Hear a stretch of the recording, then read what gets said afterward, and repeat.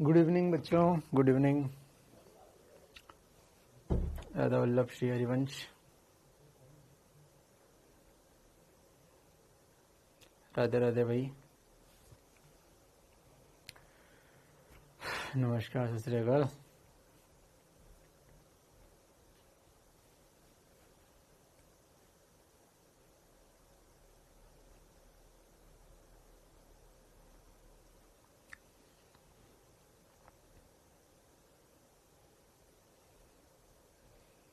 दीप्ति, अदोंशी, मैं सही हूँ, आप कैसे हैं? राधे राधे भाई। आर के आर, ओके, आर के का उल्टा भी आ गया आज के आर। चलिए, तो क्या लिखा है? चुंबकीय तरंगे, चलो ये तो बाद में देखेंगे। ये क्वेश्चन दो क्या आपको मैं? अगर आप कहेंगे कि सर हम सही करेंगे तो ही दूंगा आपको भी क्वेश्चन में। अगर आप कहेंगे कि सही करेंगे तो ही मैं आपको क्वेश्चन दूंगा, नहीं तो मैं क्वेश्चन आपको नहीं दूंगा।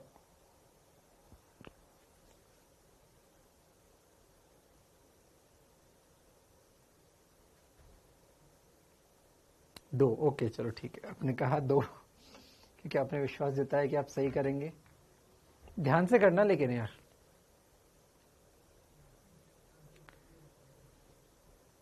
ध्यान से करना लेकिन, ठीक है ना? ध्यान से करना, कहीं गलत ना कर दो आप। अब मुझे लगता है आप गलत ही करोगे। ठीक है, फिर भी ट्राई करना, ठीक है, ट्राई कर। तो मैं लग रहा है टफ क्वेश्चन है, मैं टफ क्वेश्चन देता ही नहीं भैया, मैं इजी देता हूँ क्वेश्चन यार। ये आर, ये एल, ये ए सी, ये वी बराबर V naught sine omega T, ये बिंदु ए, ये बिंदु बी,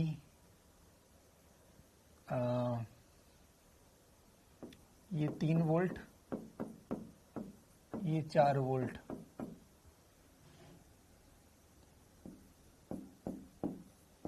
ए व बी के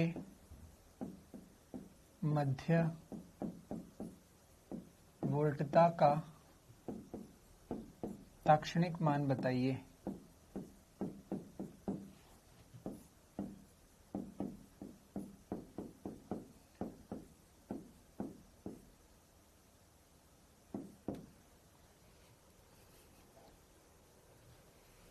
क्वेश्चन आपके सामने है।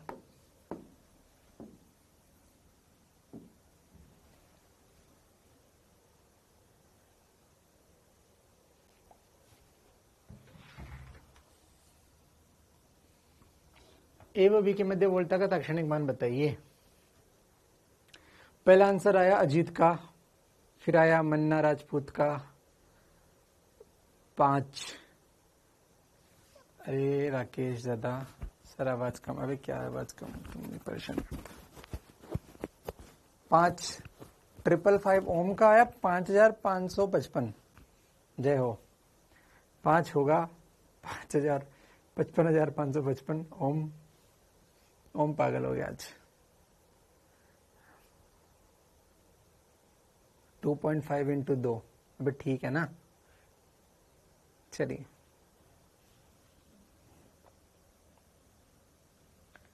बच्चों मैं क्या कहूं आपसे, आप भी मुझे बता दो मैं आपसे क्या कहूं, मैं आप लोगों से क्या कहूं।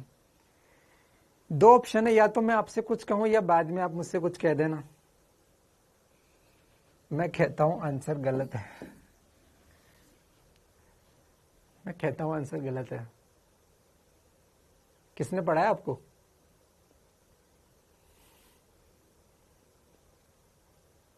किसने पढ़ाया आपको?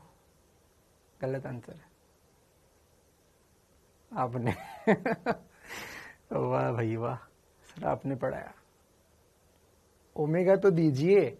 ओहो, अच्छा तुझे ओमेगा चाहिए, ले ओमेगा 10 है। इतना आसानी से नहीं आने वाला आंसर तभी सर आपने दिया है। अच्छा, ममता ने कहा कि सर टी चाहिए। अच्छा चलिए, चलो मुझे बताओ बच्चों, एक क्वेश्चन का आंसर। चलो चलो छोड़ो से यार, अब बताना मुझे आंसर। ये बैटरी है, इस पर ये R1 है, ये R2 है, इस पर वोल्टेज 4 वोल्ट ड्रॉप हुआ, इस पर वोल्टेज 3 वोल्ट ड्रॉप हुआ। ये फिर से बिंदु ये A, फिर से ये बिंदु B। यस, A और B के मध्य वोल्ट था, A व B के मध्य विभवांतर ताक्षणिक, ये लो ताक्षणिक बैटरी 4 3, तो बैटरी कुछ भी हो, क्या फर्क पड़ता है बैटरी से, जब मैंने वैल्यू दे दी। बताओ आंसर कितना है? 7। 4 + 3 7। सही है, सही है, बिल्कुल सही है। आपने √3² + 4² क्यों नहीं किया? क्योंकि सर डीसी में नहीं करते। फिर यहां क्यों किया? क्योंकि सर आपने सिखाया था। देखो बच्चों, बहुत इंटरेस्टिंग बात है, समझना ध्यान से। आप वो पहले कराते थे ना थोड़ा कठिन वाले क्वेश्चन। ओहो आर.के. पटेल, अभी तू आज सुनेगा, है ना? कठिन क्वेश्चन करा, आंसर तो गलत दिया तूने। आप वो करा देते ना गड्डी। ध्यान से सुनो। इसमें आंसर, इसका आंसर बताऊं मैं? 3 + 4 = 7। इसका आंसर है 7 वोल्ट। सर ये क्या कर रहे हो आप? इन्हें तो पढ़ाया था। दूसरा क्वेश्चन,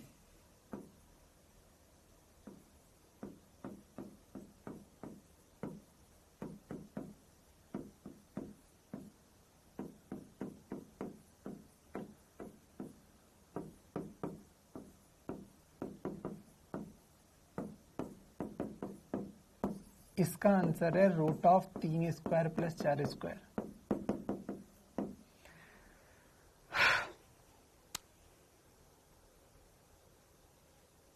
बच्चों ध्यान से सुनो, आपकी गलती नहीं है। मैंने क्वेश्चन ही ऐसा पूछ लिया आपसे जो मार्केट में है ही नहीं। मैंने आपसे क्वेश्चन ही ऐसा पूछ लिया जो अभी तक मार्केट में अवेलेबल ही नहीं है, तो आपका आंसर गलत आना स्वाभाविक था। पर कोई बात नहीं, अब सीखें पूरी बात, ठीक है? ये क्वेश्चन मार्केट में अवेलेबल ही नहीं है, बुक्स में अवेलेबल ही नहीं है, तो टीचर की किताब में भी अवेलेबल नहीं है, तो उसको पता ही नहीं ऐसा क्वेश्चन भी होता है। ध्यान से सुनो, पूरा ज्ञान ध्यान से सुनो। जिस प्रकार से इसमें एसी में हम लूप लॉ मतलब V - IR केवीएल लगाते थे ना बच्चों, केवीएल ताक्षणिक के लिए सही होता है हमेशा। केवीएल जो सही होता है वो किसी क्षण के लिए सही होता है। इसमें लूप लॉ लगा सकते हैं किसी क्षण के लिए। आपने ये क्वेश्चन जो है उसमें 3 + 4 इसलिए किया क्योंकि यहां पर एसी नहीं था, डीसी था, और डीसी कांस्टेंट होता है, टाइम पे डिपेंड नहीं करता। किसी क्षण पूछो या कभी भी पूछो एक ही बात होती है, इसलिए आप 3 + 4 7 करते हो। वास्तव में 3 + 4 जो करते हो वो ताक्षणिक के लिए ही सही होता है। ये केवल ताक्षणिक के लिए ही सही है। अगर इसे R1 लिखें, इसे R2 लिखें, तो इन दोनों का वोल्टेज, ये अगर अपन R1 और R2 लिखे तो ये ताक्षणिक के लिए सही आंसर होता है। 3 + 4 जो है ताक्षणिक के लिए सही है। अब अच्छी बात यह है कि डीसी में ताक्षणिक और किसी बाद के समय एक ही बात है। डीसी में समय कोई है ही नहीं, इसीलिए यहां पर कोई फर्क नहीं पड़ता। मैं आपको बोल रहा हूं अभी बताओ ताक्षणिक, बताओ 2 घंटे बाद बताओ, आंसर हमेशा सेम है। लेकिन यहां पर समय बदल रहा है तो बहुत कुछ चीजें बदल रही है, इसीलिए यहां पर अगर मैं आपसे कभी पूछूं ताक्षणिक मान बताओ, ताक्षणिक के लिए रूल वही होते हैं जो अभी तक हम डीसी में पढ़ते आए हैं। दोनों को जोड़ दो डायरेक्ट, 3 + 4 7। ताक्षणिक का आंसर है 7। क्यों? क्योंकि ये 3 भी तो 3 नहीं है। कॉमन सेंस सोचो, मैंने 3 कैसे लिख दिया? जब ये समय के साथ बदल रहा है तो 3 कैसे लिख दिया मैंने? कॉमन सेंस सोचना, जब समय के साथ बदल रहा है तो आप सोचते तो 3 क्यों लिखा फिर आपने? ये तो टी के टर्म में आता, लेकिन मैंने 3 लिखा है, इसका मतलब मैंने ताक्षणिक दिया है, और पूछा भी ताक्षणिक है। ताक्षणिक दिया है, पूछा भी ताक्षणिक है। उस क्षण पर कितना होगा? अरे उस क्षण पर यहाँ 3 है या 4 है, दोनों को जोड़ दो 7 होगा। अगले क्षण बदल जाएगा, मुझे नहीं पता कितना होगा। इसे ताक्षणिक जब भी पूछो उसका आंसर होता है सीधा जोड़ दो। ये कितना है वोल्टेज, इसको लिख देंगे VR, और ये कितना है VL, तीनों को जोड़ दिया, VR + VL। ताक्षणिक का आंसर होता है डायरेक्ट सिंबल जोड़ दो। लेकिन जब पूछे A और B के मध्य वोल्टता बताओ, या फिर पूछे VA माइनस VC, इसका इनडायरेक्टली मीनिंग होता है, बोलेगा नहीं, RMS मान। मैंने क्या बोला था आपको, इस चैप्टर में जो दिया होता है या जो पूछा होता है वो RMS होता है। उसने देखो ताक्षणिक नहीं बोला, A और B के मध्य वोल्ट था। अब कौन सी वोल्ट था, शिखर वोल्ट था कि RMS वोल्ट था? RMS वोल्ट था। ये बोलने की जरूरत नहीं, अंडरस्टूड होना चाहिए। तो हाँ, इस जगह पर वैल्यू क्या होगी, इसका मतलब ये RMS मान पूछ रहा है, और RMS मान पूछ रहा है तो कॉमन सेंस से हम समझ जाएंगे जरूरी RMS ही दिया होगा। और RMS दिया होगा तो AC के रूल क्या होते हैं आपको पता है, फॉर्मूले, √3² + 4² 5, तो इसका आंसर है 5। ये क्वेश्चन अभी तक मार्केट में नहीं है, लेकिन कॉन्सेप्ट है बच्चों, बेसिक कॉन्सेप्ट है ये, मतलब ये ज्यादा ही बेसिक कॉन्सेप्ट हो गया, लेकिन ये आपको किसी पे भी इंप्रेशन जमाने के लिए एक बढ़िया चीज है, क्योंकि मार्केट में होगी तो लोग जानेंगे ना। किसी बुक में, नॉर्मल छोटी मोटी बुक में लिखा होगा तो लोग जानेंगे ना। किसी से पूछोगे आप, आंसर यही देगा, 3 + 4 इसका स्क्वायर 5 आंसर देगा, चाहे वो कोई भी व्यक्ति हो, हाईटी वाला हो, टीचर हो, कोई भी हो, आंसर 5 ही देगा। ठीक है, तो ध्यान रखना। हाँ, ममता ने कहा कि सर ये कहीं नहीं है, लेकिन हम लोग की नोटबुक में है। बस यही तो बेटा, यही तो बात है ना। फिर आपकी नोटबुक में काफी चीजें धीरे धीरे आपको भी दिख रही होगी, ऐसी आ रही है जो कहीं नहीं है, या फिर कुछ ही जगह पे है, किन्हीं विरले लोगों के पास है। मतलब पूरे इंडिया के नोट्स से आपका नोट्स एक अलग ही चमकेगा एक एंड तक। ठीक है, ठीक है, चलिए। लेकिन ध्यान रखना, ये नीट वालों को भी शायद ही पता होगी, तो कभी आ जाए। वैसे ताक्षणिक पूछेंगे नहीं, और पूछेंगे तो ध्यान रखना फिर उन्होंने क्लास कहीं ना कहीं से सुन ली है क्लास। अगर नीट में क्वेश्चन आ जाए, समझ लेना किसी NT वाले टीचर ने ये बात सुन ली क्लास में अपने, तो दिमाग चल गया उसको। ठीक है, ध्यान रखना, ये भी एक विरले बात है जो अभी तक कहीं पूछी नहीं, ना किसी एग्जाम में पूछा, IIT में पूछे, किसी भी एग्जाम में क्वेश्चन अभी तक नहीं आया। लेकिन ये कितना सिंपल क्वेश्चन है, बेसिक फंडामेंटल क्वेश्चन है कि इंस्टेंटेनियस क्या होता है। लोगों को पता तो होना चाहिए कि आप जो KVL लगाते हो वो ताक्षणिक लगाते हो। ये जो समीकरण लगाते हो ना KVL, वो ताक्षणिक पे लगती है। लेकिन सर हम तो अभी तक तो सोचे ही नहीं थे, क्योंकि DC में ताक्षणिक जैसा का अर्थ ही नहीं है, क्योंकि वहां सभी टाइम तो वहां पर अलग अलग बदल नहीं रहा, वहां वोल्टेज तो कांस्टेंट होता था DC में। ताक्षणिक वर्ड नहीं भी बोला तो काम चल गया, लेकिन यहां जब टाइम आया तो उसकी इंपॉर्टेंस समझ में आई। तो ध्यान रखना, फिर लास्ट में बोलता हूं, ये 2 वोल्टेज कितने हैं, मैंने क्वेश्चन किया इसमें, तो मैं बोलूंगा 4 + 3। ये आंसर है वास्तव में ताक्षणिक का, लेकिन यहाँ पे क्षण हमेशा रुका हुआ है क्योंकि DC है, तो कोई फर्क नहीं पड़ता। लेकिन यहाँ ताक्षणिक पूछ ले तो जोड़ दो 3 + 4, और पूछे ताक्षणिक नहीं, जस्ट जनरल पूछो, A और B के बीच में विभवांतर बताओ, तो कह देंगे √3² + 4² 5। आई होप आपको बात समझ में आ गई। रितेश सोलंकी, बिल्कुल आप कर सकते हो, नो प्रॉब्लम। अच्छा, IIT से एक याद आया, तुम्हारा एक क्वेश्चन है, किसी बच्चे ने पूछा था, मैं याद ही नहीं आती मुझे बताने की। वैसे वो आ गया होगा ना, किसी बच्चे ने वो क्वेश्चन दिया था यार, क्या कहां से निकालूं क्वेश्चन को, तो मेरे फोन में होगा क्या? एक क्वेश्चन था, रुको मैं आपको अगर दिखेगा तो, कहां से दिखेगा, लेकिन यार इतने सारे मैसेज होते हैं, दिखता ही नहीं है। वो डबल व्हीट स्टोन कुछ तो था वो। हाँ ठीक है, चलो बच्चों, एक क्वेश्चन था, मैं क्या कि मैंने बच्चे को जिसने पूछा था उसको बोला था, लेकिन यहाँ याद नहीं आता मुझे बताना। अरे ये क्वेश्चन था एक, ये पता नहीं कहाँ से लाते हो तुम क्वेश्चन। वैसे एक ऐसा क्वेश्चन आया भाई, वैसे आप लोगों ने सॉल्यूशन ढूंढ लिया, अच्छी बात है। ठीक है, ट्रिकी क्वेश्चन था, कोई खास बात नहीं थी, है ना, कोई खास बात नहीं है। ये A है, ये B है, ऐसा कुछ नहीं है कि कोई ऐसी चीजें जो हमने नहीं पढ़ी, बस ये है कि उसको दिमाग लगा पाया कोई नहीं पाया, वो अलग बात है। ठीक है, चलिए, जिस बच्चे ने मुझे बताया वो अलग तरीके से बताया, मैंने खुद ने इसको अलग तरीके से सॉल्व किया, लेकिन ठीक है, दोनों एक ही जैसे दोनों। तो इस क्वेश्चन को करना है बच्चों, एक तरीका ये है कि इसमें A और B के, अच्छा इसमें A और B के बीच में भी है, हाँ यहाँ भी है, यहाँ भी एक R है, छोड़ तो नहीं दिया मैंने कोई, अब ऊपर भी है, ऊपर R और यहाँ भी R। इसका A और B के बीच में RAB निकालना था, RAB निकालना था बच्चों। तो ध्यान से देखो, चलो मैं आपको बताता हूँ कि अपन ने पढ़ा क्या, फिर अपन तुलना करेंगे उससे, अपन ने पढ़ा है ऐसा,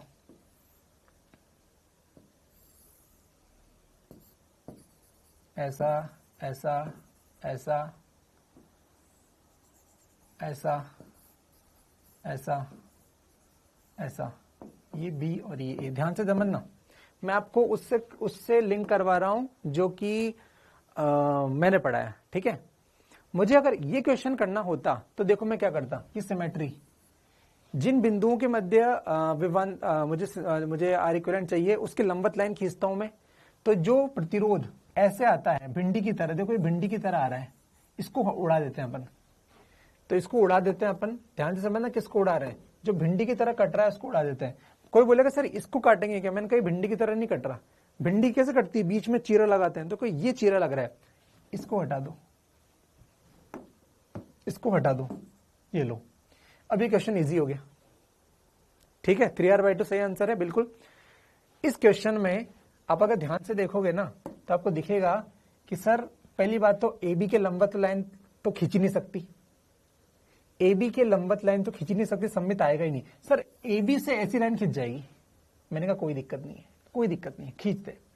अब रूल बदल दो, पहले हम उसको काटते थे जो प्रतिरोध ऐसे कटे उसको हम उड़ा देते थे, हम कभी भी ऐसे प्रतिरोध को नहीं उड़ाते थे, जो प्रतिरोध 90 डिग्री पे कटे उसको नहीं उड़ाते थे हम, जो भिंडी की तरह कटे उसको उड़ाते थे। बच्चों इसमें उल्टा कर दो, इसमें उल्टा कर दो, इसमें आप उस प्रतिरोध को उड़ा दो जो 90 डिग्री पे कट रहा है, मतलब ये वाला, मतलब इसको मैं ये वाला, इसको उड़ा दो और इसको उड़ा दो, इन दोनों प्रतिरोध को उड़ा दो।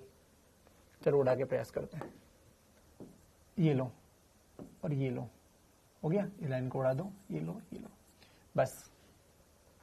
अब सॉल्व कर लो, आर आर 2r और r 2r/3, R R sorry R R, अच्छा ध्यान से देखना, आर आर आर 3r, ये R R R 3r, A B के बीच में इधर 3r इधर 3r, तो 3r समांतर 3r, और ये एक और r है समांतर r, ये आंसर आ गया 3r/2 समांतर कितना r, ये कैसा होगा इंटू 5/5, 2 2 4, 3r/5 आंसर।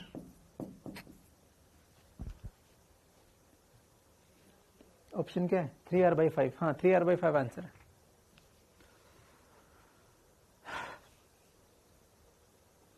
समझ गए, जब सिमेट्री उल्टी हो जाए जो अपन ने पढ़ा था तो उसको रूल को भी बदल दो, पहले इसको हम उड़ा देते थे, अब इसको मत उड़ाओ, अब इसको उड़ाओ, भिंडी उल्टी काटनी है ऐसे बोल सकते हो। पहले भिंडी हम ऐसे काटते थे बीच में से चीरा लगा के, आज इसको लंबी ऐसे काट रहे हैं, इसको उड़ा दो, ये जस्ट एक तरीका है। अरे यार ये तलीम, ये ठीक है यार, अब क्वेश्चन में क्या ही बोले हैं, हजारों क्वेश्चन बनते हैं, इतना मत सोचो ऐसा क्वेश्चन आपको नहीं आएगा, डोंट वरी, लेकिन आ गया तो ठीक है। अच्छा ऐसा कुछ नहीं है कि ये कोई ट्रिक वाला क्वेश्चन है, मैं आपको बताऊं, एक और बच्चे ने मुझे सॉल्यूशन भेजा था, वो भी सही था, और वो क्या था, वो था अब इसको मिटा रहा हूं मैं, या फिर चलो दूसरे में बनाता हूं मैं। एक और बच्ची ने मुझे सॉल्यूशन भेजा था उसकी दीदी से किसी से पूछ के, वो भी सही था, मैं आपको बताऊं वो क्या था, ये ऐसे, ये ऐसे, ये ऐसे, ये बी और ये ए, यहाँ पे। उस बच्चे ने क्या किया, उस बच्चे ने इस बिंदु को उठा के यहाँ पे ले आई, मतलब उस बच्चे ने क्या किया, इस बिंदु को उठा के यहाँ पे ले आई, ये बी, मतलब उसने क्या किया, देखो ए तो यहाँ पे रखा और बी को यहाँ मान लिया, जस्ट मान लिया, ठीक है मान लिया सर। अब उसने सबको नाम दे दिया, सी डी, ये ई, ये एफ, तो सी डी, ए बी के बाद सी डी ई एफ, तो ऐसा कुछ सर्किट बन गया था फिर, मतलब इसके बीच में बना लो, तो ये कुछ ऐसा सर्किट बन जाएगा, ऐसा कुछ, ये ऐसा ये डबल बीट स्टोन बन जाता है बीच में, इस बिंदु को यहां मान लो बस। अब उसके बाद सारे कनेक्शन कर दो, आपको डबल व्हीट स्टोन बन जाता है। डबल व्हीट स्टोन को ध्यान से करोगे, है ना, मतलब ये कुछ ऐसा सर्किट बन गया था, मैंने उसमें देखा था, बच्चे ने किया हुआ था, ये कुछ ऐसा सर्किट बन गया था, और ये नीचे से एक रेजिस्टेंस आ गया था, ये ऐसा, ये ऐसा, ये ऐसा, ये ऐसा, सही है, ये ऐसा, ये ऐसा। डबल व्हीटस्टोन ब्रिज के साथ पैरेलल में एक आर बन गया था, वो भी सही था, है ना, वो बिल्कुल बेसिक था, है ना, कि भाई इस बिंदु बी को, लेकिन क्वेश्चन ये उठता है कि हमें सपना थोड़ी आएगा कि ऐसे माने, तो ठीक है, उस बच्चे ने कहीं से पढ़ा होगा कि ऐसा कर सकते हैं, बाकी वो भी सही है। ठीक है, चलो कोई ना, ऐसे क्वेश्चन की कुछ मत करो, ऐसा मत सोचो कि ऐसा आएगा तो क्या करेंगे, ऐसे तो हजारों क्वेश्चन बन जाएंगे, कुछ भी अनशंट। जो आपको बेसिक आता है बच्चों उस पर स्टिक कीजिए, है ना, उससे क्वेश्चन आएगा, है ना। लेकिन ठीक है, ऐसे क्वेश्चन आने से दिमाग की कसरत होती है, तो उसमें कोई बुराई नहीं है, ठीक है, आप टेंशन ना लें। चलिए ठीक है, मैंने आपको आज क्वेश्चन कराया क्या, मैंने क्या क्या आज किया, हाँ ठीक है। क्या ये बात समझ में आ गई तो मैं आगे बढ़ जाऊं मेरे लाल?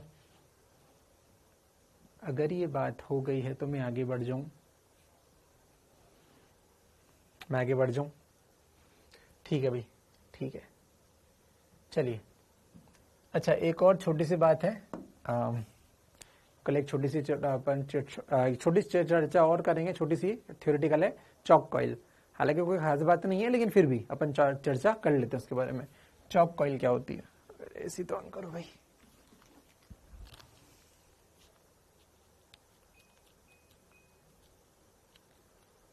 चलो फटाफट देख लो, चॉक कॉइल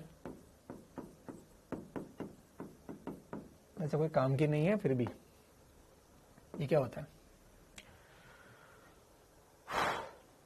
किसी सर्किट में, एसी सर्किट है, उसमें अपन को करंट चेंज करना है, करंट को कंट्रोल करना है। तो to control the current in the AC circuit without any power loss, तो जो इंस्ट्रूमेंट काम आता है उसे चॉक कॉइल बोलते हैं। मैंने क्या बोल दिया? एसी सर्किट में करंट को कंट्रोल करना है बिना पावर लॉस के। मैंने लिखा एसी सर्किट में आई को कंट्रोल करना है बिना पावर लॉस के, बिना पावर लॉस के। ये होता क्या है? पहली बात तो चॉक कॉइल, अरे कुछ नहीं होता, चॉक कॉइल एक प्रकार का इंडक्टर है। चॉक कॉइल एक प्रकार का इंडक्टर होता है, ध्यान से समझना शब्दों को। और इसका सिद्धांत क्या है? ये वॉटलेस करंट के सिद्धांत पर काम करता है, वॉटलेस धारा के सिद्धांत पर कार्य करता है, वॉटलेस धारा पर काम करता है, ऐसे बोल दो।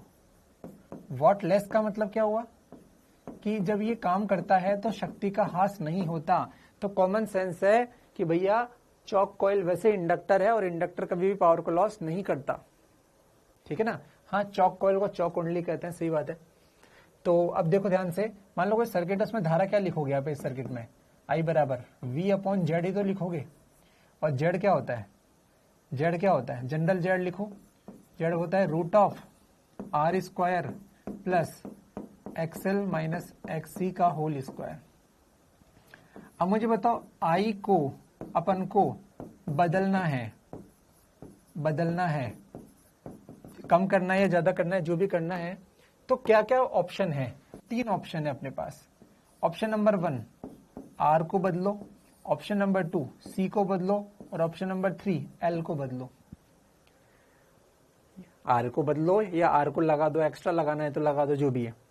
R को हम नहीं बदल सकते क्योंकि ये पावर खाता है, पावर लॉस करता है। अगर मान लो, अगर आपको मान लो आपको I को घटाना है तो आपको Z को बढ़ाना पड़ेगा। Z बढ़ाना पड़ेगा तो या तो R को बढ़ा दो। अब R को बढ़ा दोगे तो सर्किट में पावर लॉस होगा क्योंकि प्रतिरोध पावर को खाता है, तो इसको नहीं कर सकते। दूसरा ऑप्शन आया C और L। हाँ, C कर सकते थे, L भी कर सकते हैं, क्योंकि दोनों पावर को खाते नहीं है, दोनों पावर नहीं खाते, लॉस नहीं करते, स्टोर करते हैं। C इसलिए नहीं करते क्योंकि ये महंगा है, कमर्शियली प्रॉपर नहीं है। ऐसा जुगाड़ करना जो महंगा हो उसको जुगाड़ नहीं बोलते। कैपेसिटर महंगा होता है इंडक्टर की तुलना में, अब ऐसा नहीं करोड़ों का होता है, लेकिन फिर भी सिद्धांत है कि भैया कमर्शियल यूज नहीं कर सकते उसका, वो महंगी चीज है। ये सस्ता चीज है, एक तार को ऐसे गोल गोल घुमाओ इंडक्टर बन जाता है, कोई खर्चा नहीं है, इसीलिए ये इकोनॉमिक है, सस्ता भी है, सस्ता एंड इकोनॉमिक, इकोनॉमिक समझते हो क्या? ठीक है, सस्ता बोल दो, सस्ता है, इसीलिए एल को यूज करते हैं। मतलब किसी भी एसी सर्किट में अगर धारा कम करनी है तो जेड बढ़ाओ, जेड बढ़ाने के लिए एल को बढ़ा दो। अगर आप एल बढ़ाओगे तो एक्सएल बढ़ेगा, एक्सएल बढ़ेगा तो जेड बढ़ेगा, जेड बढ़ेगा धारा कम हो जाएगी। तो किस सर्किट में धारा कम करो बिना पावर लॉस के, तो ये यूज कर सकते हो, इसे चौक कुंडली बोलते हैं, ये काम आती है, खत्म बात, और कोई खास कारण नहीं है। सर ऐसा क्यों लिखा आई वाटलेस धारा के? क्योंकि देखो ये जब आई तो इसने धारा को, इसने पावर को कंज्यूम तो नहीं किया। तो हम जानते हैं धारा का दो भाग है, IRMS cos फाई, RMS सारा भाई IRMS sin phi. cos phi धारा पावर लॉस के लिए जिम्मेदार है, sin फाई जिम्मेदार नहीं है। इसका मतलब इसमें जरूर कहीं ना कहीं IRMS sin फाई का यूज हुआ होगा, ऐसा अपन ने सोच लिया लॉजिक से कि जरूर इसने IRMS sin फाई का यूज ही किया होगा, क्योंकि एल अगर जुड़ा है तो कहीं ना कहीं धारा भी उसने खाई होगी, लेकिन वो धारा खाई और फिर लॉस भी नहीं की, इसका मतलब इसने IRMS sin फाई ही यूज की होगी। तो इसलिए अपन ने बोल दिया ये वाटलेस धारा के सिद्धांत पर काम करेगा। अगर कोई भी हो एल या आर या सी, कहीं ना कहीं किसी न किसी करंट पे काम करेगा। ये जितेंद्र चौधरी तो एक गधा है क्या? बार बार कल से पूछ रहा है डिस्प्लेसमेंट करंट बता दीजिए। पिताजी की दुकान है क्या तुम्हारी? जब आएगा टॉपिक बताऊंगा ना, EMW स्टार्ट करूंगा, उसमें भी दूसरे लेक्चर में आएगा वो। गधों की तरह कल से पूछा जा रहा है, कल भी डांटा था मैंने तुझे। पिताजी की लॉटरी लगी है क्या यहाँ पे कि कुछ भी जो मने आए वो पूछ लो, अरे ये अरे ये अरे ये? आएगा जब बताएंगे ना। कल भी इतने बार पूछा था मैंने, कल भी डांटा था तुझे। जो पढ़ रहे हैं उस पर ध्यान दो, ये बता दीजिए वो बता दीजिए। दुकान लगी तुम्हारे परचूनी की, ये खत्म हो गया, वो ला दीजिए वो ला दीजिए, समझ नहीं आता तो लग गया मुझे। तो पहली बार पढ़ रहा है तू, नाम पढ़ के आया होगा कि क्या क्या क्या है। हाँ? एक और गधा आ गया है, अमित कश्यप, ट्रांसफार्मर बता दो, इनको पता ही नहीं ट्रांसफार्मर खत्म हो गया। ये सब उठ के आ रहे हैं गधे, कहां से उठ के आ रहे हैं? मैं नालायकों, सब खत्म हो गया। नए नए नाम दिख रहे हैं यार मुझे। चलो जो भी है ठीक है बच्चों, तो ये हो गया, ये बता दो वो बता दो। सोकर उठे हैं, हाँ ये लग रहा है सोकर उठे हैं। चलो आरके की इच्छा भी पूरी करते हैं। आरके बेटा एक आंसर, क्वेश्चन का आंसर बताना। पहले आरके बताएगा, पहले क्वेश्चन का आंसर, फिर दूसरे क्वेश्चन का आंसर बाकी लोग बताएंगे, ठीक है? चलो बस सब लोग ट्राई करना। अभी अपन EMW स्टार्ट करने से पहले थोड़ा सा दिमाग को एक्सरसाइज कर लें, ठीक है? दिमाग को एक्सरसाइज कर लें अपन। तो चलो, मैंने कहा एक आवेश है प्लस Q, एक आवेश है ये यहां से स्मॉल r दूरी पर है, और एक यहां से स्मॉल r दूरी पर है प्लस Q, दोनों प्लस Q है। तो इस लाइन पर एक आवेश है, पहले मैंने एक आवेश लिखा Q1, पहले यहां पे रखा, ठीक है?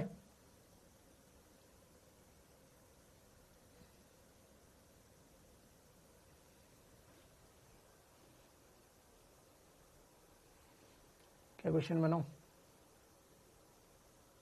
चलो तो मैं तो तोड़ जाएंगे, अभी रुको इजी करते हैं। मुझे बताओ इस लाइन पर कितनी दूरी पर इलेक्ट्रिक फील्ड मैक्सिमम होगा? देखिए कितने लोग कर पाएंगे। इस लाइन पर कितनी दूरी पर x बराबर कहां पर इलेक्ट्रिक फील्ड मैक्सिमम होगा?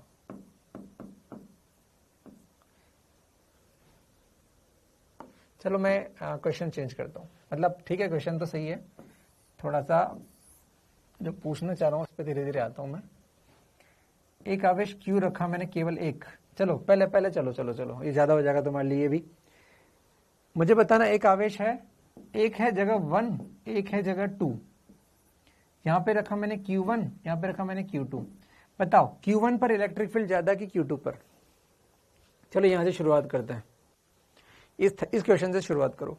यह आवेश Q रखा है, बताओ Q1 पर इलेक्ट्रिक फील्ड ज्यादा कि Q2 पर या Q3 पर, और क्यों? आंसर भी बताना। Q1 पर ज्यादा, Q2 पर ज्यादा या Q3 पर जाना, और क्यों, ये भी आंसर बताना।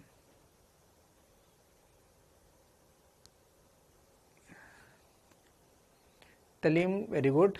तलीम इसका आंसर मत दे बेटा, इसका आंसर दे पहले, भूल जाओ, पुराने क्वेश्चन को भूल जाए, सब पहला वाला ये वाला सॉल्व कर रहे पहले, मिक्स मत करो। वैसे अच्छा लगा कि तुझे याद है। Q1 पर क्यों? क्योंकि डिस्टेंस के कारण। ओके, दीप्ति पढ़ने वाली बच्चे, उसने कहा सर डिस्टेंस के कारण। ठीक है भैया, क्या तुम इस बात को एग्री करते हो कि जो पास में होगा उस पर इलेक्ट्रिक फील्ड ज्यादा होगा, क्योंकि पास में इलेक्ट्रिक फील्ड ज्यादा होता है। 1 2 3, ओके, बहुत बढ़िया, बहुत ही सुंदर। चलिए, बहुत ही सुंदर, तो ये आपने सही लिखा। चलिए अब इसका आंसर दो, Q और Q, तो बताओ किस बिंदु पर इलेक्ट्रिक फील्ड मैक्सिमम होगा। अब इसका आंसर दो। ये हो गया, ये हो गया, डन, ये लॉक कर दिया मैंने, लॉक। आपका आंसर सही है सर, जो पास में होगा उस पर इलेक्ट्रिक फील्ड ज्यादा होगा, सबसे ज्यादा इस पर, सबसे कम इसमें। सही है, सही है। इसका आंसर दो, इलेक्ट्रिक फील्ड कहां सबसे ज्यादा होगा और क्यों, कारण भी बताना, कारण भी बताना क्यों।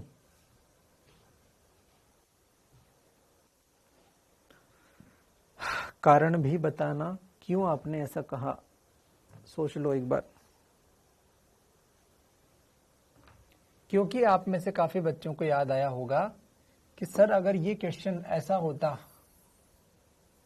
कि ये Q आवेश, ये Q आवेश और ये रिंग और ये R और ये R, तो एक रिंग है जिसकी वलय है जिसकी त्रिज्या R है, आवेश वलय का कितना है 2Q, तो आप उसको 2Q मान लेते हो। तो वलय से कितनी दूरी पर इलेक्ट्रिक फील्ड मैक्सिमम होती है, प्लस माइनस R/√2 पर मैक्सिमम होती है। तो आपने आंसर ले दिया, स्मॉल R/√2 दूरी पर मैक्सिमम होगी। बिल्कुल सही है, इसको अपन वलय की तरह मान सकते हैं। अगर इन दोनों को अपन ऐसे मिला दें तो ये वलय भी बन जाएगी, तो ये वलय की तरह ही आंसर है, और वलय ही है ये वास्तव में, बस दिखती नहीं है वलय। क्या ये बात समझ में आती है अपन को? ये बात वैसे मैंने अपने वन शॉट में तो बहुत डिटेल में की थी, मतलब प्राण निकाल दिए थे, लेकिन मैंने वन शॉट के पहले बाद भी आपको एक क्लास में स्पेशली इसको बताया था, और इवन जब पढ़ाया तब तो बताइए होगा शायद। बताओ पहले, ऐसी बातें अपन ने कर ली क्या, या मैंने की क्या? मैंने ऐसी भी बातें की होगी बच्चों आपसे कभी जिंदगी में, कि अगर एक ट्रायंगल है, समबाहु त्रिभुज, इसके कोनों पर आवेश है, तो अपन अगर इन तीनों को मिला दें तो एक वलय बन जाएगी। तो इसकी अक्ष पर कितनी दूरी पर इलेक्ट्रिक फील्ड मैक्सिमम होती है, तो इसकी त्रिज्या निकाल दो, ये इसकी त्रिज्या का काम करेगा, R/√2 पर मैक्सिमम होती है। क्या ऐसी भी बात कर ली क्या मैंने? ऐसी बात आपको समझ में आती है?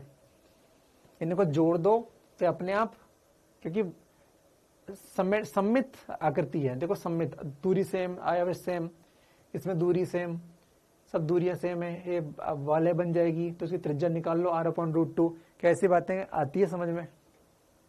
तो कुछ मजा आएगा जीवन में। वलय के खेल हैं बस ये। अब ये बच्चे ये बातें इस बैच के बच्चे बता पाएंगे यार। अगर कोई RM2 का आ गया होगा तो फिर उसकी गारंटी नहीं लेता मैं, इसलिए मैं बोलता हूँ RM1 में पढ़ोगे तो ज्यादा अच्छा है। लेकिन ठीक है, ऐसा कुछ नहीं है, सब सही है। जो शुरू से पढ़ रहा है उसमें तो वो बेचारा क्या ही करे। क्या मेरे बच्चों को ये सब आता है पहले बताओ, फिर मैं आगे बात करूंगा।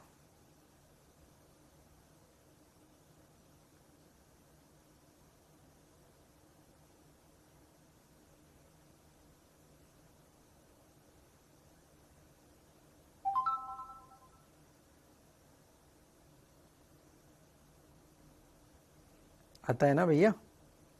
ठीक है, बहुत ही बढ़िया, बहुत ही बढ़िया, बहुत ही बढ़िया।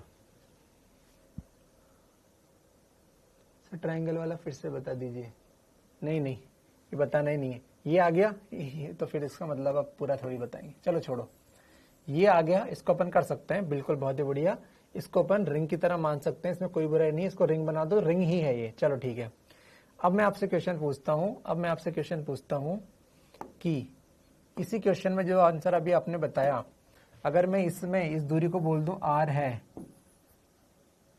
या फिर चलो ठीक है, अभी मैंने बता दिया, अभी मेरा क्वेश्चन बदल देता हूं मैं, मुझे कोई मतलब नहीं है कितनी दूरी पर मैक्सिमम है। मैंने तो आपसे ये पूछा कि भैया एक डायपोल यहां पे रख दिया, ये प्लस क्यू और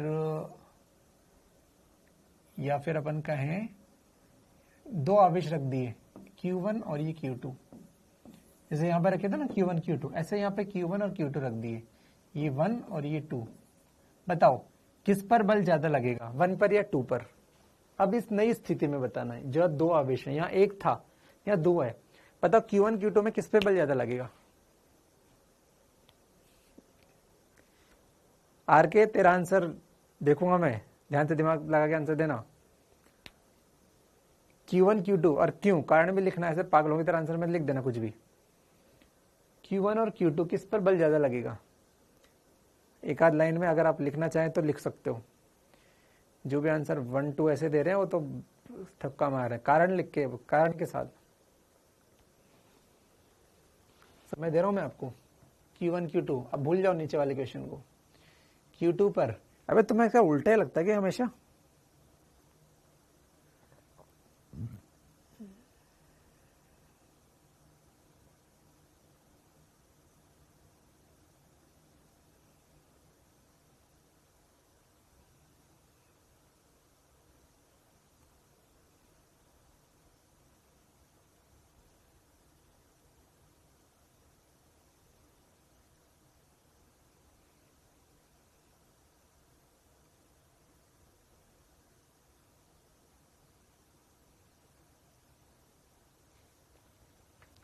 वन में रीजन नहीं पता।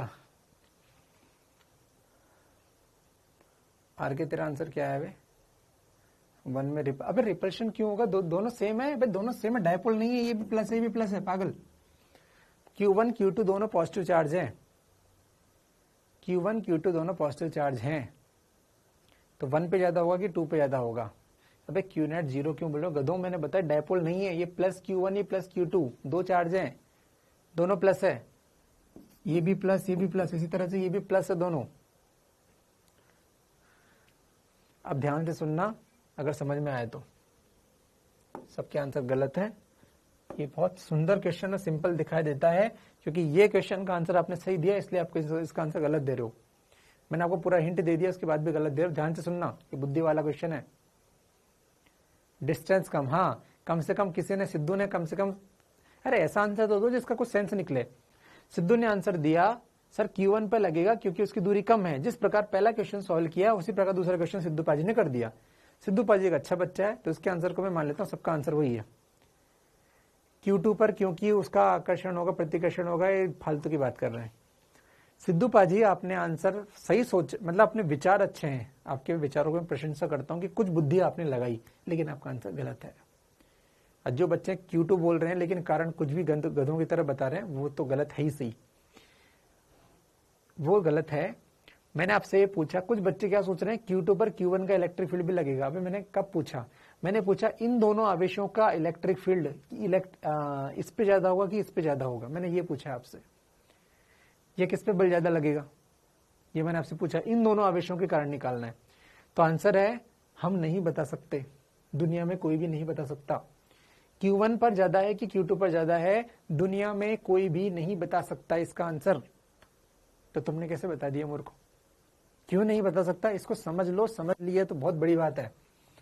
आर के बेटा ध्यान से देखना, ये क्वेश्चन लगता फर्जी है कि जो पास है उस पर ज्यादा लगेगा, लेकिन इसका आंसर गलत है। इसका आंसर कोई नहीं बता सकता जब तक कि अभी क्वेश्चन में इंफॉर्मेशन आदि है, और भी इंफॉर्मेशन देनी पड़ेगी। क्या देनी पड़ेगी समझना ध्यान से। देखो मैंने आपको बताया कि रिंग मान सकते हो, मुझे बताओ आपने रिंग क्या, एक आपको वो नहीं पता कि ग्राफ, क्या ग्राफ होता है? ऐसे ग्राफ होता है, ये इलेक्ट्रिक फील्ड का ग्राफ है। इलेक्ट्रिक फील्ड यहाँ 0 फिर बढ़ता है फिर घटता है, ऐसे इलेक्ट्रिक फील्ड आता है। बच्चों मैं यहाँ पे एक ग्राफ बनाऊं, इसको पीछे कर दो थोड़ा लाइन को ऐसे, और इसको ग्राफ बनाओ, ये लो। तो ध्यान से देखना है इसमें, ध्यान से देखना। अगर मेरे ये दो आवेश हैं, ये होते यहां पर, ये प्लस Q1 और यहां पर Q2, प्लस Q1 और Q2। तो बच्चों ध्यान से देखो, इस जगह पर इलेक्ट्रिक फील्ड इतनी है, लेकिन इस जगह पे इलेक्ट्रिक फील्ड इतनी है, ज्यादा है, मतलब इस पर इलेक्ट्रिक फील्ड ज्यादा है, इस पर इलेक्ट्रिक फील्ड ज्यादा है, तो इस पर बल भी ज्यादा लगेगा, इस पर बल भी ज्यादा लगेगा अगर ये यहां होते तो।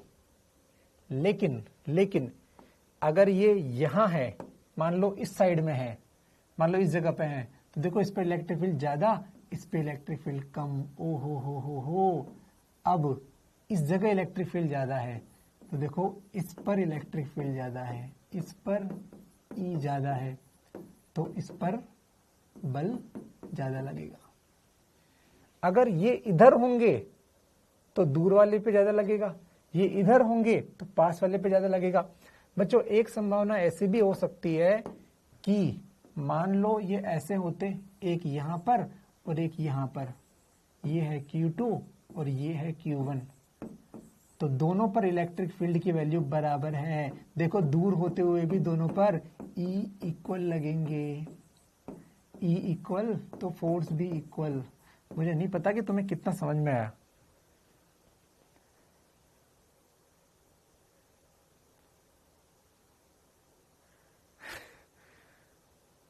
मुझे नहीं पता, लेकिन पढ़े लिखे बच्चों के लिए तो बिल्कुल आंखें चमक गई होगी। सर क्या बढ़िया बात बताई आपने। क्या किसी के चमकी कि मैं ही समझ के खुश हो रहा हूं अकेला वाला? नहीं आया? बहुत बढ़िया, ममता को आगे समझ में। चलो मैं आपको एक और फोटो बना देता हूं, इसका कोई बुराई नहीं है मुझे। यहाँ पे रिंग थी बच्चों, रिंग का इलेक्ट्रिक फील्ड ऐसे होता है, पहले घटता है फिर बढ़ता है। तो हम यहां से बात कर रहे हैं, इस जगह से, हम केवल इस जगह पे बात कर रहे हैं, ये वाली इलेक्ट्रिक फील्ड की बात कर रहे हैं। अगर मेरा आवेश ऐसा होता कि यहाँ पे है Q1 और यहाँ पे है Q2, तो ध्यान से देखो Q1 का इलेक्ट्रिक फील्ड ये है, लेकिन Q2 का ज्यादा है, तो देखो इसका इलेक्ट्रिक फील्ड ज्यादा है, तो इस पर बल क्या लगेगा? ज्यादा लगेगा। अगर ये इस जगह होता, जगह इंपॉर्टेंट है इसमें, लेकिन अगर ये यहां होता Q1 इधर और Q2 इधर, तो देखो Q1 का इलेक्ट्रिक फील्ड ज्यादा है और Q2 का इलेक्ट्रिक फील्ड कम है। देखो ना, इसका इलेक्ट्रिक फील्ड ये रहा इतना सारा, और इसका इलेक्ट्रिक फील्ड कितना है? कम है। तो इसका इलेक्ट्रिक फील्ड ज्यादा है, तो इसका फोर्स भी क्या होगा? ज्यादा होगा, इस पर फोर्स भी ज्यादा होगा। लेकिन अगर ये दोनों इस जगह सेट हो जाते, मान लो एक Q1 यहाँ पे आता और Q2 यहाँ पे आता, तो दोनों पर इलेक्ट्रिक फील्ड की वैल्यू सेम है, तो बल भी क्या लगेगा? सेम लगेगा। आपको ग्राफ देखना आना चाहिए इन सब क्वेश्चन के लिए। आ गया, अच्छी बात है। नहीं आया कोई बात नहीं, अभी छोटी बुद्धि में मोटी बात कैसे आएगी? गणित से डर लगता है तो नहीं आ पाएगी। लेकिन आया होगा तो आपकी आंखें चमक जानी चाहिए आज इस क्वेश्चन को देखकर कि कितनी अच्छी बात है कि एक हो तो बोल सकते हैं कि भैया पास वाले पे इलेक्ट्रिक फील्ड ज्यादा तो बल ज्यादा, लेकिन दो हो तो वो रिंग बन जाती है। रिंग यानी कि उसका इलेक्ट्रिक फील्ड बदलता है, पहले ज्यादा फिर कम। अब हमें पूछना पड़ेगा कि वो आवेश कहाँ है, पास में है, दूर है, दूर है। ये भी एक जोरदार क्वेश्चन था। किसी भी व्यक्ति के सामने एकदम से लाओगे, वो वही आंसर बोलेगा जैसे आपने बोला कि पास वाले पे ज्यादा, दूर वाले पे कम। ये भी एक मजेदार बात थी जो मार्केट में नहीं है। ये भी एक मजेदार बात थी जो जनरली मार्केट में नहीं है। अब मार्केट में बहुत ज्यादा घुस के ढूंढोगे तो फिर तो क्या नहीं मिलेगा।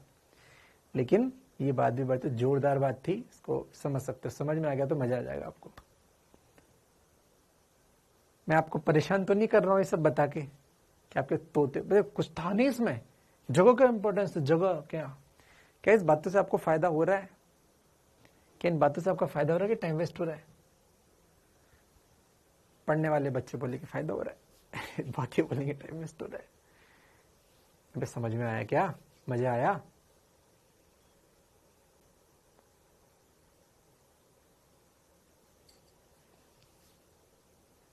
अबे अजीत, तेरे बोलने से थोड़ी स्टार्ट कर दूंगा मैं EMW। मुझे लग नहीं रहा अजीत यार तो हमारे बैच का है यार। इस बैच के बच्चे अलग ही है यार, है ना। ये अलग जो बच्चे आते हैं ना, ये हमारे बैच के जो बच्चे वो अलग है ना। जो फालतू कचरा इधर उधर से उठ के आते हैं ना, अलग पहचान में आ जाते हैं,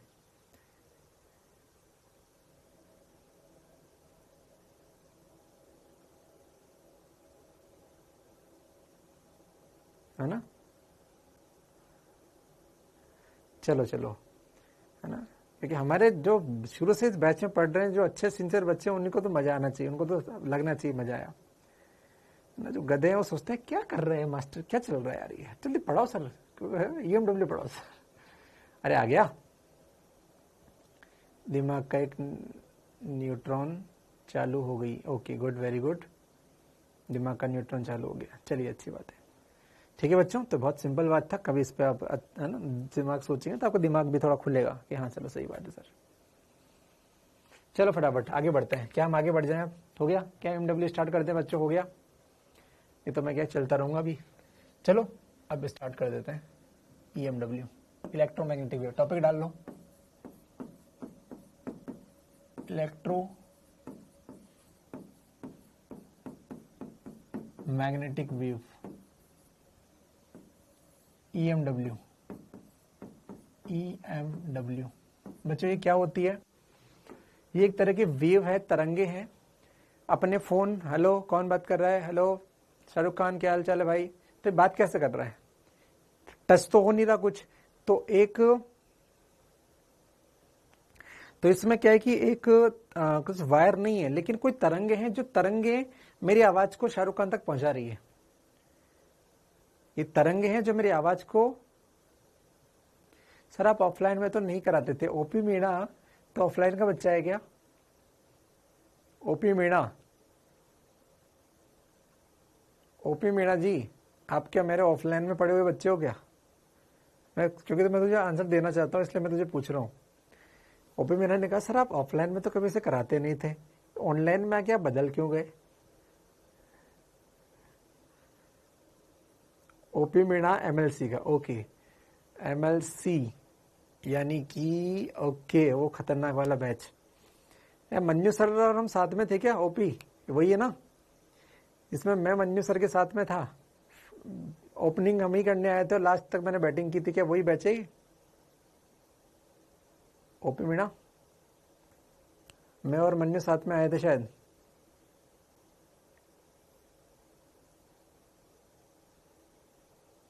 तुम लोगों ने नाटक किए लेकिन बीच बीच में बहुत, सही है क्या? अभी जवाब तो दे। हाँ यस ओके। तो एक्चुअली ऑनलाइन ऑफलाइन में जो है मैं ये सब कभी नहीं कराता था, ऑफलाइन में एक अलग प्रेशर होता है। ऑफलाइन में एक्चुअली ये इसलिए मैं क्यों यहाँ पे आया, ओपी मेरा समझ कारण समझ में यहाँ पे क्यों आया। ऑफलाइन में वो ऑफलाइन क्लास से कोई नहीं देख रहा, तुम जो भी बच्चे हो क्लास में 100-150 बच्चे हो, सब किस कैटेगरी के हो क्या हो, जो भी हो वही हो, मतलब मुझे उन्हीं बच्चों पे देखना है, उसमें अच्छे हैं बुरे हैं क्या नहीं है ना, एक दिशा में चलने वाले, मतलब ऐसे ऐसे चलते थे तुम ऑफलाइन में। तो वहां अगर मैं कुछ ऐसा कर रहा हूं, अरे यार क्या पढ़ा, छोड़ो चेंज करो ये करो वो करो, बहुत सत्रह नाटक, समझते नहीं थे तुम वैल्यू चीजों को, है ना, तुम समझते नहीं थे। अब यहाँ पे क्या है कि पूरा प्लेटफॉर्म मेरे सामने है, मैं यहाँ पे कुछ भी बोलूंगा कुछ दिखाऊंगा, पूरा इंडिया देखेगा, इन लेक्चर्स को बहुत कुछ लोग देखेंगे, बाद में अभी चलो पेड है, बाद में से कुछ फ्री हो जाएगा, बहुत कुछ लोग देखेंगे इन चीजों को।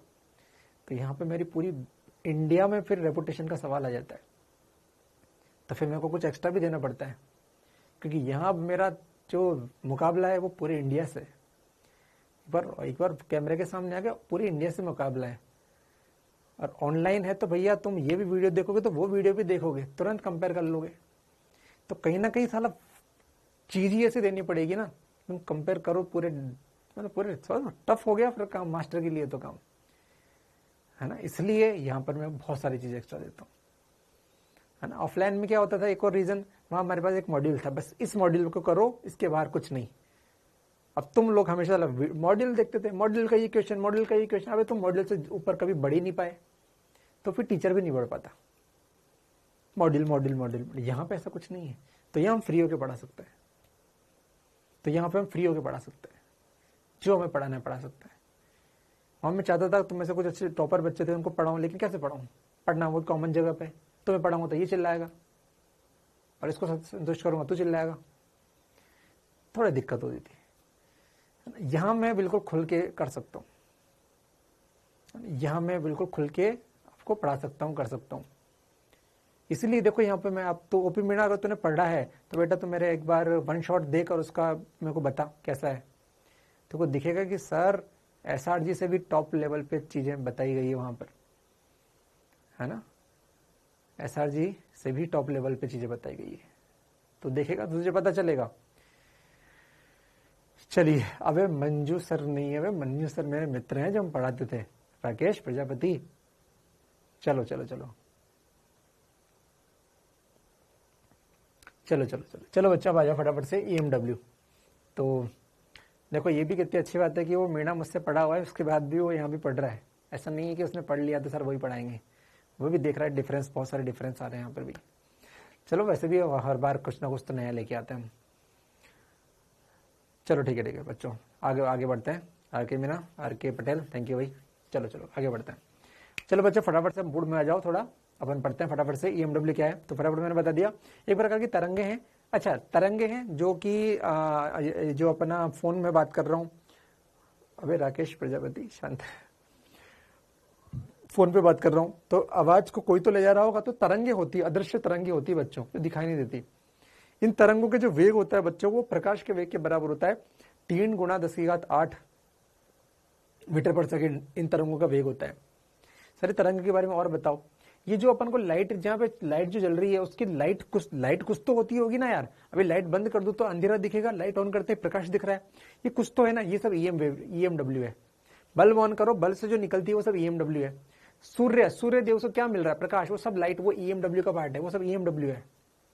तो आई होप आपको बात समझ में आ गई होगी कि सूर्य से जो किरण मिल रही है सब EMW है, सब विद्युत चुंबकीय तरंगे होती है। इन तरंगों में इलेक्ट्रिक फील्ड और मैग्नेटिक फील्ड स्पेशल रूप से काम करते हैं, वो कैसे करते हैं बाद में जाएंगे।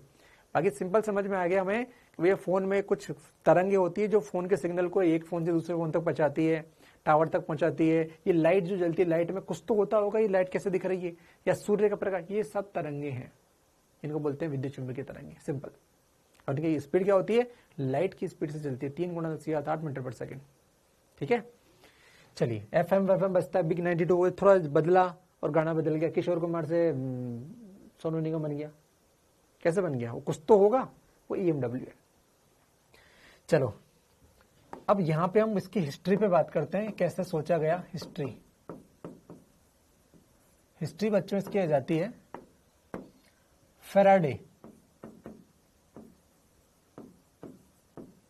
फैराडे का EMI नियम। फैराडे ने क्या बच्चों बोला बच्चों कि EMF बराबर -d∅dt। अरे याद आ गया तुम्हें, इसको लिख सकते हैं -d/dt ऑफ फाई बराबर क्या होता है, B × A। तो ये बन गया -A/dB/dt। या इसका परिमाण लो बस सिंपल, तो EMF का परिमाण ये आ जाएगा कितना, A/dB/dt। चलिए बच्चों, इलेक्ट्रो से हम क्या बोल सकते हैं कि dV बराबर इंटीग्रेशन E.dl या E.dr बोल दें, याद है dV और E में संबंध होता था, है ना। इसका परिमाण की बात कर रहा हूं मैं, E.dl माइनस आता है, यहां पे से माइनस हटा दिया मैंने, तो यहां मैं लिख सकता हूं इंटीग्रेशन E.dl। वैसे अपन ने, है ना, ये तब जब अपन ने प्रेरित चुंबकीय क्षेत्र पढ़ा था तो पढ़ा था बच्चों एज इट इज A/dB/dt। तो फैराडे ने ये समीकरण बताई थी जहां पर आपने कहा था ये प्रेरित विद्युत क्षेत्र है, याद आ रहा है आपको, प्रेरित विद्युत क्षेत्र के टाइम पे अपन ने ये पढ़ा था, EMI में अपन ने पढ़ा होगा, ये आपको सबको याद आ गया।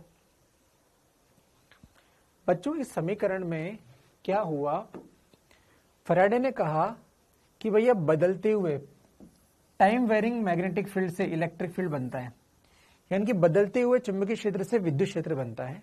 ये इसका, ये अपन को कोई काम का नहीं है सब, बस ये उसने फैराडे ने क्या कहा, उसने कहा, या फैराडे ने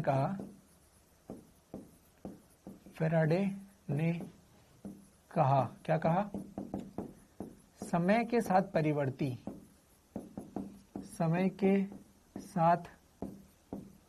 परिवर्ती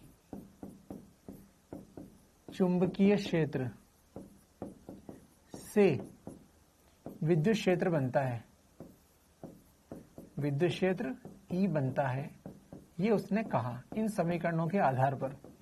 आपको मैंने ये सब क्यों बताया, ताकि आपको मैं इस बात को रख सकूं कि देखो बदलता चुंबकीय क्षेत्र, और ये क्या बन गया, ई विद्युत क्षेत्र सॉरी बदलते हुए चुंबकीय क्षेत्र से विद्युत क्षेत्र बनता है, ये फैराडे ने कहा सिंपल शब्दों में, ये सोच के साथ कहा। तो एक साइंटिस्ट था जिसका नाम था मैक्सवेल, एक साइंटिस्ट था जिसका नाम था मैक्सवेल। उसने सोचा, अब क्या होता है साइंटिस्ट बच्चों उल्टा सीधा सोचते हैं, ये बोल रहा है ए से बी बनेगा तो ये बोलता है बी से ए बनना चाहिए, ऐसे विचार होते हैं ना, उल्टा सीधा एक समान। तो इसने कहा कि बी से ई बनता है, तो मैक्सवेल ने सोचा कि बदलते हुए विद्युत क्षेत्र से चुंबकीय क्षेत्र भी बनना चाहिए। मतलब इनको लग रहा था कि ई और बी आपस में बदलते रहते हैं, अगर ई बदलेगा तो बी बनेगा और बी बदलेगा तो ई बनेगा। तो फैराडे ने कहा बी बदल रहा है तो ई बन रहा है, तो मैक्सवेल ने सोचा कि बदलते हुए विद्युत क्षेत्र से चुंबकीय क्षेत्र भी बनता होगा। फिर उसने प्रयोग किए, उस प्रयोग को अपन कहेंगे displacement current method. Displacement current आया मतलब उससे। अतः मैक्सवेल ने सोचा, मैं इसमें लिखता हूं, विस्थापन धारा का सिद्धांत आएगा वो। अतः मैक्सवेल ने सोचा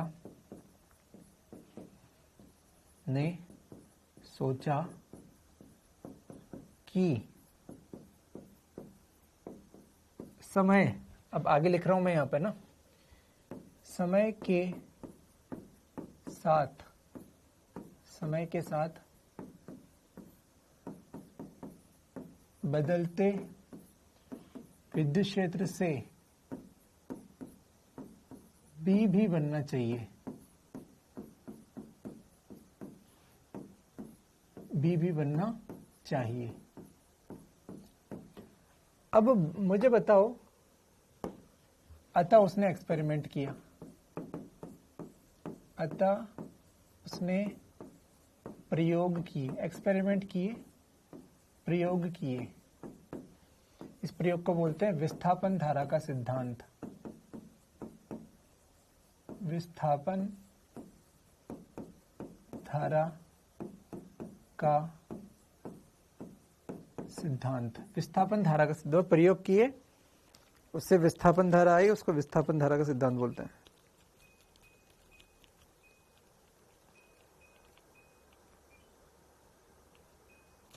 ठीक है, विस्थापन धारा का सिद्धांत मतलब क्या बोलना चाह रहा था, ये बोलना चाह रहा था कि dE बाई dt से, dE बाई dt से क्या लाना है, B लाना है, B लाना है। फिर उसने सोचा कि B अगर डायरेक्ट नहीं आए तो कोई बात नहीं, अगर dE बाई dt से कोई धारा आ जाए या धारा आ जाए तो धारा से चुंबकीय क्षेत्र तो आता ही है, हम तो मानते ही हैं। अरे भैया अगर धारा आ गई, मुझे लाना है dE बाई dt से B, मान लो मैं नहीं ला पाया, लेकिन मैं dE बाई dt से कोई धारा ला पाया, तो धारा से तो चुंबकीय क्षेत्र बनता है ना, तो मेरी बात तो सत्य हो गई ना। हाँ बिल्कुल सही हो गई। तो मेरा टारगेट है dE बाई dt से या तो डायरेक्ट B लेके आओ या धारा लेके आओ, क्योंकि धारा से तो B अपने आप बन जाता है। तो उसने विस्थापन धारा का एक्सपेरिमेंट किया, एक्सपेरिमेंट में पूरा नहीं बता रहा हूं आपको, हाँ उसका सिद्धांत समझ लो बस, कि एक कैपेसिटर लिया, क्योंकि उसको पता था विद्युत क्षेत्र स्टोर किस में होता है, संधारित्र में, इसलिए उसके दिमाग में संधारित्र। यहां पर एक स्विच ले लिया, यहां पर एक बैटरी ले ली, ठीक है। तो इसको स्विच को ऑन किया तो उसने देखा आवेशन के दौरान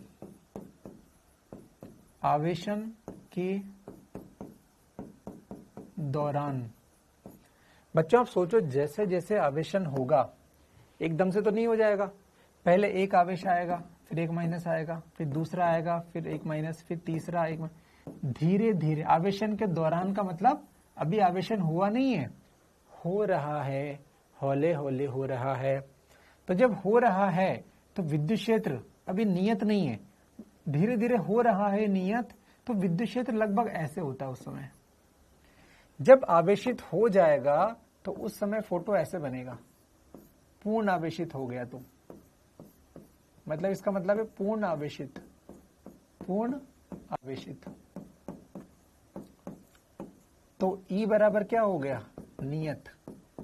पूर्ण आवेशित में E क्या हो गया, नियत। लेकिन अभी क्या हो रहा है, आंशिक आवेशित, आंशिक आवेशित, अर्थात E बदल रहा है, E बदल रहा है। क्या बात समझ में आई? पहले बताओ फटाफट से। आवेशन के दौरान वर्ड इंपॉर्टेंट है, अभी आवेशित हुआ नहीं है, हो रहा है धीरे धीरे, विद्युत क्षेत्र धीरे धीरे आ रहा है, थोड़ी देर बाद ये ऐसा हो जाएगा, फाइनली ऐसा हो जाएगा। तो फाइनली की तो हम बात कर ही नहीं रहे, हमें तो बात करनी है आवेशन के दौरान। तो उन्होंने देखा कि आवेशन के दौरान यहां पर एक करंट फ्लो होती है जिसको बोलते हैं आईडी विस्थापन धारा। यहां पर आवेशन के दौरान फ्लो होती है बच्चों। एक बार आवेशित हो गया तो करंट जीरो हो जाएगी। जब संधारित्र जीरो से फुल आवेशित हुआ नहीं, हो रहा है, कार्य प्रगति पर है, कृपया धीरे चलें। उस समय की बात कर रहे हैं। एक धारा उत्पन्न होती है जिसकी वैल्यू मैं डायरेक्ट लिख देता हूं, आईडी बराबर epsilon naught D phi E by D T. Phi E मतलब क्या है, विद्युत फ्लक्स। फाई ई बराबर क्या होता है, ई इंटू ए बराबर विद्युत फ्लक्स, विद्युत फ्लक्स। तो अगर इसको E इंटू ए लिखूंगा तो आईडी का फॉर्मूला ये भी बन जाएगा, आईडी बराबर एप्सिलॉन नॉट, इसको E इंटू ए लिख दो तो ए बाहर आ जाएगा, D E by D T, D E by D T. देखो बदलता विद्युत क्षेत्र से धारा प्रूफ हो गई। ये क्या है, बदलता E, और ये क्या आ गई, धारा। इसको बोलते हैं विस्थापन धारा। अब धारा से चुंबकीय क्षेत्र तो आ जाएगा ना अपने आप, वो लाने की जरूरत नहीं है, विस्थापन धारा। तो इसके अंदर जो धारा बहती है उसको स्पेशल धारा बोलते हैं, विस्थापन धारा। ये केवल तभी बहती है जब तक आवेशन हो रहा है, एक बार हो जाएगा तो गायब हो जाएगी ये। ठीक है बच्चों, तो ये समीकरण अपने को याद रखनी है। ये एक ही बात है, इसको ऐसे लिखो या ऐसे लिखो, ये एक ही बात है, ये याद रखनी है। एग्जाम में क्वेश्चन आते हैं इससे। आपको ए दे देगा एप्सिलॉन नॉट, आपको पता है डी बाई डी टी दे देगा तो डायरेक्ट लिख देना, गुणा कर देना। या आपको फ्लक्स में परिवर्तन की दर दे दे तो एप्सिलॉन नॉट से गुणा कर देना, जो भी दे वो कर देना। ठीक है, बहुत ही बढ़िया, बहुत ही बढ़िया। चलिए पहले बता दो फटाफट यहां तक। अगर ये दूरी d है तो मैं v बराबर ed लिख सकता हूं। अगर ये दूरी d है और विद्युत क्षेत्र E है तो v बराबर ed लिख सकते हैं। किसी क्षण पर लिख सकता हूं मैं, किसी क्षण पर v बराबर ed। ठीक है, चलो नेक्स्ट लिखते हैं अपन, id बराबर क्या था, epsilon not a d by D T of. अब v बराबर ed में E बराबर v अपॉन डी लिख सकते हैं क्या? अरे भैया v बराबर ed था तो E बराबर v अपॉन डी भी तो हो गया। बिल्कुल पुट कर दिया। ये d को नीचे ले आओ, एप्सिलॉन नॉट a और ये d, और ये बन गया dv बाई डी टी। ये आपको फॉर्मूला याद आ रहा होगा, धारिता कैपिटल C। तो ये फॉर्मूला बन जाता है C dv by D T. धारिता के टर्म में ये फॉर्मूला ऐसा होता है। अगर आपको फॉर्मूले याद हैं तो आपको सब कुछ याद है। इन फॉर्मूलों पे लल्लू क्वेश्चन वैसे कभी आए नहीं, लेकिन आ जाए तो आपको याद होना चाहिए। वोल्टेज में परिवर्तन की दर इंटू धारिता बराबर आईडी, ये दोनों फॉर्मूले आपको पता होना चाहिए। ये है विस्थापन धारा जो कैपेसिटर के बीच में बहती है, केवल तब जब आवेशित हो रहा है। आवेशन के दौरान, इसलिए मैं इस पे स्टार बनाया, दौरान की बात होती है। आपको डेरिवेशन से कोई फायदा नहीं होता, इसलिए मैंने डायरेक्ट लिखा है। ठीक है, चलिए। अच्छा बच्चों, अगर कोई कहे सर आवेशित हो रहा है तो वो बच्चा बोलेगा इसका मतलब सर इसमें धारा भी चल रही होगी। इसे बोलते हैं आईसी, चालन धारा, कंडक्शन करंट, चालन धारा। अगर ये आवेशित हो रहा है तो धारा भी तो चल रही होगी ना, इसे चालन धारा कहते हैं। तो सर ये चालन धारा है और ये विस्थापन धारा है, सर इन दोनों को में क्या संबंध है, हम आपके हैं कौन, ये किसका क्या लगता है, इसके बारे में बात करते हैं। ये चालन धारा है, विस्थापन धारा। चलिए इसके बारे में चर्चा कर लेते हैं थोड़ी सी, इसके बाद अपन बाद में बात करेंगे। ध्यान से देखो, चालन व विस्थापन धारा।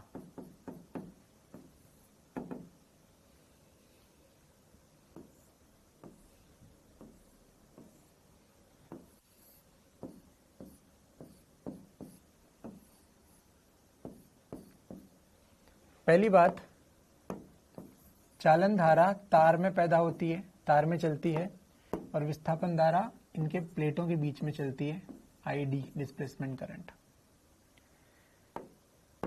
पहला पॉइंट, एक लूप में धारा एक ही बहती है, इसका मतलब आईसी की न्यूमेरिकल वैल्यू आईडी के बराबर होनी चाहिए।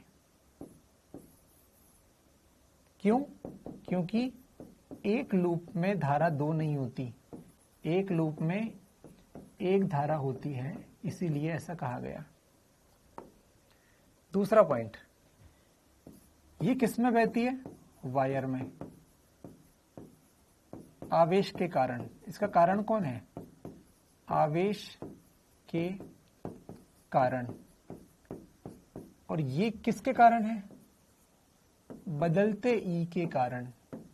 दोनों के कारण अलग अलग है, बदलते ई के कारण।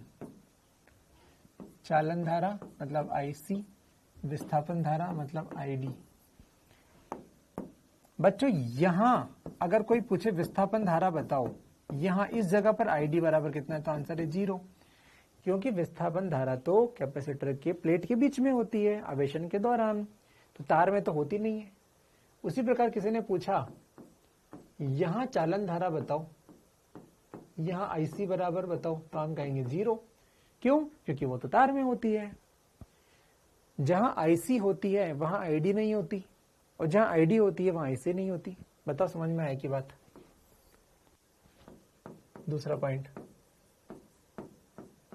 जहां आईसी है वहां आईडी नहीं होती, और जहां आईडी है वहां आईसी नहीं होती। अतः सर्किट की नेट धारा को, आई नेट को मैं लिख सकता हूं आईसी प्लस आईडी।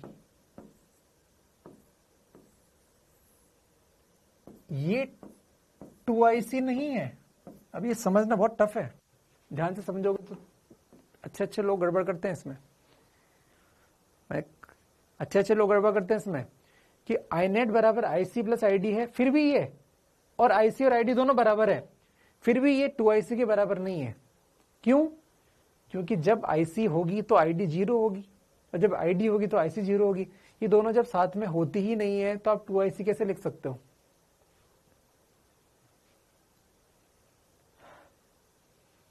जब आईसी और आईडी साथ में होती ही नहीं है तो तुम इसको 2IC लिख कैसे सकते हो?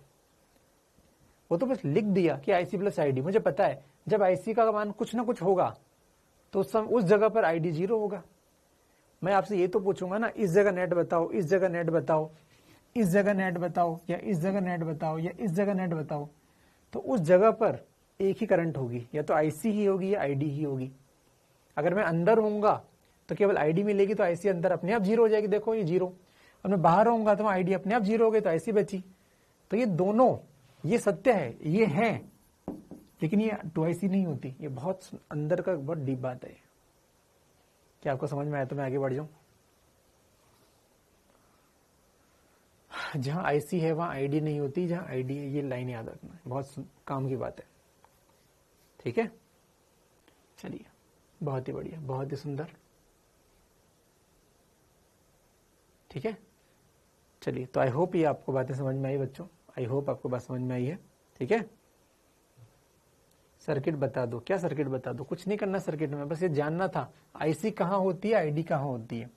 आईसी तार में होती है, आईडी बीच में होती है। आईसी का कारण बदलते ई के कारण है आईसी, और आईसी का आईडी, और आईसी का कारण क्या है? आवेश है। आईसी किसके कारण उत्पन्न हुई? आवेश के कारण। और आईडी किसके कारण उत्पन्न हुई? बदलते विद्युत क्षेत्र के कारण उत्पन्न हुई। आई होप आपको ये सब क्लियर होना चाहिए और क्लियर हुआ भी होगा। ठीक है, चलिए, जब ये धारा का सिद्धांत आया तो एम्पियर का नियम में बदलाव हो गया। एम्पियर का नियम में बदलाव हो गया। एम्पियर का नियम क्या था? Close integral B dot D L बराबर म्यू नॉट इंटू आई था ना, उसको लिख दिया गया आईसी प्लस आईडी। वो नियम अधूरा था जब एम्पियर ने दिया था। इस समीकरण आने के बाद एम्पियर का नियम बदल गया। वो अधूरा नियम था, ये है पूरा नियम। मॉडिफाइड एम्पियर लॉ, एम्पियर का बदला हुआ नियम, आईसी प्लस आईडी। ठीक है, क्योंकि एम्पियर को जब पूछा कि इसके बीच में आप अपना नियम लगाओ, तो जब एम्पियर को इसके बीच में धारा दिखी ही नहीं तो नियम लगा ही नहीं पाएगा। लेकिन बाद में एम्पियर ने कहा ओहो सॉरी ये गलती थी, तो जब एम्पियर ने इसके बीच में नियम लगाया तो उसने आईसी की जगह आईडी लिख दिया। इसलिए अपन ने ऐसे कहा कि एम्पियर का लॉ इस नियम से बदल गया। ठीक है, कैपेसिटर में हर जगह आईडी कांस्टेंट है बच्चे। अंकित राज, यहां सब जगह कांस्टेंट है, वो आईडी ही है। कैपेसिटर के बीच में कहीं भी पूछ लो करंट क्या है? आईडी है। तार में कहीं भी पूछ लो आईसी है। और किसी भी क्षण ये दोनों बराबर है। किसी भी क्षण ये दोनों बराबर है। किसी भी क्षण ये दोनों बराबर है। चलो यहां तक पढ़ के आना, बाकी सवाल जवाब अपन कल करेंगे। ठीक है, आई होप आपको समझ में आ गया। बाकी सवाल जवाब कल करेंगे। आई होप आपको दिख रहा है। कुछ लिखना है ये तो आप लिख सकते हो, काम की बात है, बहुत काम की बात है। कल पढ़ के आना पूरा, इसके बाद अपन करेंगे। चलिए तब तक के लिए बाय बाय। कल पढ़ के आना, कुछ पूछना है तो कल पूछ लेना। ठीक है, बाय बाय।